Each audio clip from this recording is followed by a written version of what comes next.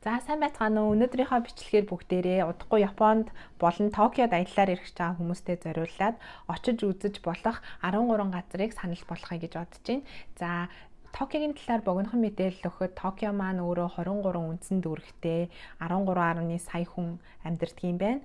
Тэгээд тэрнийхээ гадуураар 26 хот, 3 суурин, 1 тосгоноос бүрддэг. Нийтдээ Токио area-гийн хүн ам нь 37 сая байдгийн байна. За Токио маань Чиба мужид байрладаг Нарита олон улсын нисэх буудал болон Токио дотроо байрладаг Ханеда International Airport буюу одоо болохоор 90% нь дотоодын нислэг үлдэгддэг ийм 5 одтой тансаг зэрэглэлийн онгоцны буудлаадаас бүрддэг. За тэгээд аль ч онгоцны буудлаасаа хотын төв рүүгээ явхад маш амархан аргаар тээврийн хэрэгслүүдийн шийдсэн та бүхэн limited express-үүд буюу хурдны галт тэргээр онгоцны буудлаасаа хотын төв рүү очиж болно. Мөн одоо зөвхөн онгоцны буудлаас хотын төв орох зориулалттай лимузин бас буюу airport limousine буюу автобусуудаар үйлчлүүлж болно. Мөн Токиогийн одоо метронуудаар та бүхэн үйлчлүүлж болно. Тэгээд үнийн хувьд ялгаатай байгаа. Гэхдээ тийм амар тэнгэр тулсан биш. Токиогийн хамгийн үнэтэй хэрэгсэл бол мэдээж такси байгаа. За мөн таксигаар онгоцны буудлаасаа хотын төв рүү явж мэдээж миний санал болгох газар маань миний Токиод очихороо хамгийн түрүүнд очдог, заавал очдог нэг газар байдаг. Энэ бол Асакуса. За Асакуса маань жуулчд болон японочдаа маш алдартай байдаг. За юугаараа алдартай юм бэ гэхээр тэнд болохоор буддын шашны синсожи гээд сүм байдаг. За энэ сүм маань болохоор 1 сарын 1 буюу Японы цагаан сараар маш олон японочдод очиж тухайн жилийнхаа одоо өөрийнхөө эрүүл мэнд болон ажил үйлс бүх зүйлээ даатгадаг ийм сайхан энергитэй газар байдаг. За тэгээд мэдээж сүмээ тойроод маш олон худалдааны газрууд, хоолны газрууд, бэлэг дурсгалын зүйлс зардаг одоо бүх ийм дэлгүүрүүд байдаг. Тэгээд энэ болохоор маш алдартай ийм жуулчдын спотуудын нэг байдаг. За та бүхэндээ ингээд зургнуудыг харуулж байна. За энд очсон хүмүүстэй би санал болгох зүйл болохоор Google дээр та бүхэн одоо кимоно rental Асакуса гэх юм бол ойролцоо оршиж байгаа маш олон кимоно болон юката түрээсэлдэг тийм газарт олох боломжтой. Тэгээд та бүхэн цагаар болон өдрөөр тухайн кимоногоо түрээсэлж болно. Маш олон түрээсийн газар байгаа. Гэхдээ та бүхэндээ миний зүгээс дажгүй санагдсан нэг Васара гэдэг энэ кимоно түрээсэлдэг газрыг доор нь линкийн холбоод өгчий. Та бүхэн ороод сонирхоод үнэ тарифыг хараарай. За миний хоёр дахь санал болгох газар бол Skytree байгаа. За Skytree маань Асакусагийн ойролцоо та бүхэн алхаад явж болно. Аль эсвэл метрон цугаад нэг буудал буугаад явж болно. За Skytree нь болохоор дэлхийн Гиннесийн номонд хамгийн өндөр тавер гэдгээр орсон юм байна. Тэгээд 634 метрийн өндөртэй энэ телевизийн цамхаг байгаа. За энэ нь болохоор 2008 онд баригдаж эхлээд 2012 онд бүрэн ашиглалтанд орсон. Та бүхэн 360 градусаар Токио хотыг дээрээс нь бүхэлд нь харъя гэвэл заавал Skytree-д очиж харж үзээрэй. За энэ Skytree нь болохоор Tempo Deck болон Tempo Gallery гэсэн хоёр үндсэн зогсоолтой байна.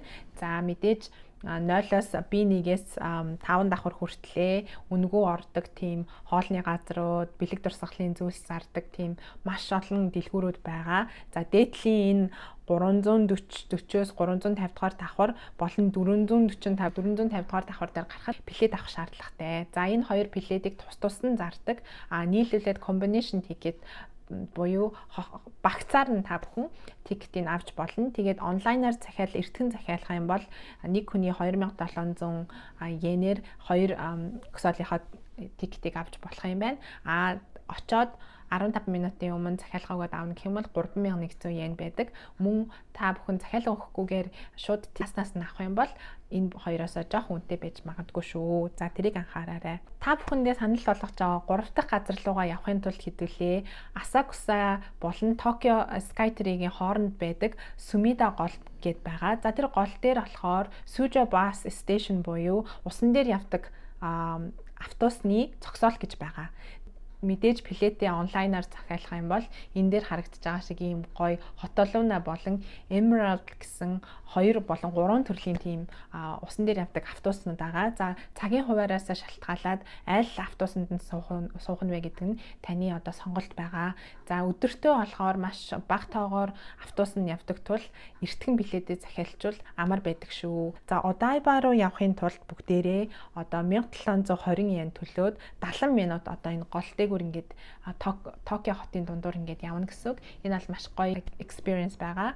За тэгээд эндээ суугаад бүгдээрээ Одайба маань болохоор хүний гараар бүтээгдсэн арал гэж үздэг. Тэгээд 2025 онд яг бүтээн байгуулалт нь бүрэн дуусна гэж үзэж байгаа. Одайбагийн хамгийн алдартай одоо нөгөө Team Lab Planet Museum гэдээ байдаг штэ. Энэ видеонууд нь гарч байгаа. За энэ болохоор анхных нь болохоор хаагдсан Borderland гэд байсан. Одоо болохоор Toyasu Team Lab Planet гэд байгаа. За нэг хүн ороход 3200 йены үнэтэй байна. За дараагийн Японы Fuji гэдэг ТV-гийн одоо офис байшин гэж үздэг. Та бүхэн тэр нөгөө нэг харагдаж байгаа тэр бөөрийнхий дотор нь орж болно. Одоо лифтээр яваад тэгэд орохын тулд бас 700 йены билет авнаа. Лааны тосон музей байдаг. За нэг хүнийг ороход 2600 йен юм байна. Токиогийн лааны тосон музейаас маш их сонирхолтой байдаг. Тэгээд хүүхдүүдтэйгээ явж байгаа хүнд бол Legoland санал болгож байна те. Legoland энэ лааны тусан музей хоёрыг билетийг ингээд хамтд нь авах юм бол 3400 йен болж байгаа юм байлаа шүү. Odaiba-гийн энэ арт харагдаж байгаа энэ шопинг молл те. Дотроо маш олон төрлийн гоё юмтай. Гадна энэ харагдаж байгаа роботтэй их зураг авахсан интернет дээр маш их харж байсан. Мөн энэ алсын харагчин дээр сууж болно. Алсын харагчин дээр нэг суухад 500 йен байгаа. Toyota-гийн музей болон шоурумууд дотор нь байрладаг. Odaiba area-д болохоор зурган дээр харагдаж байгаа шиг маш олон сонирхолтой хийх зүйлстэй байгаа. За тэгээд эндээсээ одоо Токио руугаа буцахтаа болохоор Eureka Momi гэд лайнд одоо галтэргийн цуугаад жолоочгүй галтэрэг байгаа тий. Энд суугаад Токиогийн шин машин дээр бууж бол. Дөрөв дэх газар болохоор Tokyo Tower байгаа. За Tokyo Tower нь болохоор 1958 онд баригдсан. Тэгээд Токиогийн одоо бэлэг тэмдэг болсон юм улаан цамхаг байдаг тий. Дээр нь гарахад болохоор 1200 йений билет авах юм байна. Тав дахь санал болгох газар болохоор Tokyo Station буюу Токиогийн буудал. Энэ бол маш алдартай Shinkansen, хурдны галт тэрэг болон галт тэрэг бүх одоо тээврийн хэрэгслүүдийн уулздаг газар гэж болно. Маш алдартай Tokyo Eki буюу Tokyo Station байгаа тийм. Tokyo Station-ээсээ урагшаа алхах юм бол маш гоё парк байгаад хааны ордон байгаа. Тэгэхээр та бүхэн маань хааны ордон дээр очиод гадуур нь алхаад үзэж сонирхож болно. За тэгээд энэ нь болохоор 1888 онд баригдаж дууссан юм байна. Тэгээд анх нөгөө Кёотогоос нийслэлээ Токио руу шилжүүлээд тэгээд энэ 1888 онд Токиогийн хааны ордныг баригдаж дуусаад дэлхийн 2 дугаар дайны үед болохоор нурж исэн юм байна. Адилхан загвараар дараа нь сэргээн ингээд засварлсан. Одоо болохоор Японы хааны гэр бүлийнхэн амьдардаг ийм хааны ордон байгаа. Дахь газар маань Ginza District буюу Гинза худалдааны дүүрэг байгаа. За Гинза нь болохоор Токиогийн хамгийн өндөр зэрэглэлийн ресторан, дэлгүүр, үнэтэй брэндүүдийн дэлгүүр болон бутик, музей эднэр байрладаг. Токиогийн одоо нэг ёсны upper class буюу баячуудын энэ очиж үйлчлүүлдэг ийм худалдааны дүүрэг байгаа. За эндээс та бүхэн болохоор нөгөө Nissan Crossing Cafe буюу аяган дээр зургийг хэвлэж өгдөг кофег эндээс авч ууж болно. Энэ болохоор Nissan Showroom гэд зурган дээр харагдаж байгаа энэ гоё байшингийн 2 давхарт нь байрладаг Crossing Cafe гэд өөрийнх нь кофе шоп байгаа.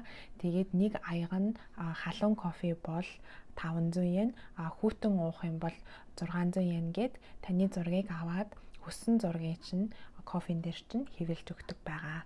Тэгээд Гинзагийн энэ гудамжинд болохоор нөгөө Японы Kabuki гэд өөрснийх нь үндэснийх нь нөгөө нэг жүжиг цагаанаар ингээд нүрэ будсан энэ зурган дээр гарч байгаа шиг энэний энэ театр нь байдаг. За энэ театрынхаа би нэг давхарт нь болохоор бэлэг дурсгалын зүйлс болон хоолунд зардаг. Та бүхэн бас сонирхож үзэж болно шүү. Санал болгож байгаа газар болохоор Шинжуку. За Шинжуку болохоор Шинжуку стейшн гэдээ байгаа те буудал маш толгой иргэн. Би хүртэл ингээ Японд олон жил болчоод тэнд очихороо аль гарцаар гарч хинтээ хаана уулзах вэ гэдэг дээрээ маш их асуудалтай байдаг. Тийм учраас энэ бол очиход маш их сонирхолтой газар. Шинжукуг тойроод маш олон худалдааны алтартай гудамжууд байдаг. Тэ одоо миний энэ зурган дээр гарч байгаа шиг уушийн газар, бар, тэгэл ресторан, том шопинг моллууд гэлтэй. Шинжуку маань мөн офисын барилгуудаараа маш их алтартай байгаа. Токио метрополитен хотын захиргааны газар гэж байгаа. За мөн Шинжукугээс нэг 10 минут хоошоогоо алхахад Шинокуба гэдэг газар байдаг. Шинокуба нь болохоор Korea Town буюу Солонгосын хоолны газрууд, гоо сайхны хэрэгсэл зардаг, дэлгүүрүүд болон маш олон амттан зардаг тийм гудамжууд байгаа. За ийшээ очивол бас сонирхолтой. Би хаяа очиж Солонгос хоол иддэг. За дараагийн миний санал болгох газар болохоор Шибуя. За Шибуя нь болохоор мэдээж та бүхний мэдж байгаагаар хамгийн алдартай нөгөө олон мянган хүн хоорондоо зөрөлцдөг замын уулзуур байгаа тий. Мөн Хачико нохоо байгаа.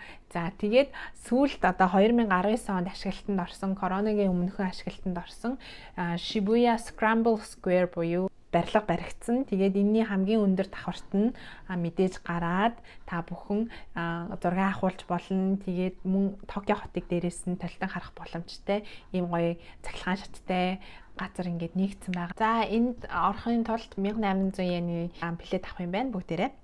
Бүгдээрээ дараагийн газар болохоор Харажуку. За Харажуку маань хамгийн алдартай зүйл нь болохоор маш итгэж сонин содон хувцалсан хүмүүс болон янз бүрийн одоо манганаас юм анименаас амлиад гараад ирсэн маш сонирхолтой газар байгаа. Та бүхнийг заавал очиж үзээрэй гэж хүсэж байна. Дараагийн газар маань Акихабара байгаа. За Акихабара нь болохоор электрон бараануудаараа хамгийн их алдартай. Мөн манга болон анимегийн одоо олдтгүй тийм ховор нандин бүтээгдэхүүнүүдийг бас эндээс олж болно. За та бүхэн маань камер болон компьютер ч юм уу те ямар нэгэн электрон бараа авах гэж байгаа бол заавал ийшээ очиж сонирхоорой гэж хүсэж байна. Японд ингээд та бүхэн маань аяллаар ирээд юм авах гэж байгаа бол tax free гэж одоо миний зурган дээр гарсан ийм логонуудтай газар байгаа. Эндээс юм авах юм бол одоо Японы ихэнх барааны үн нь хоёр янз байгаа.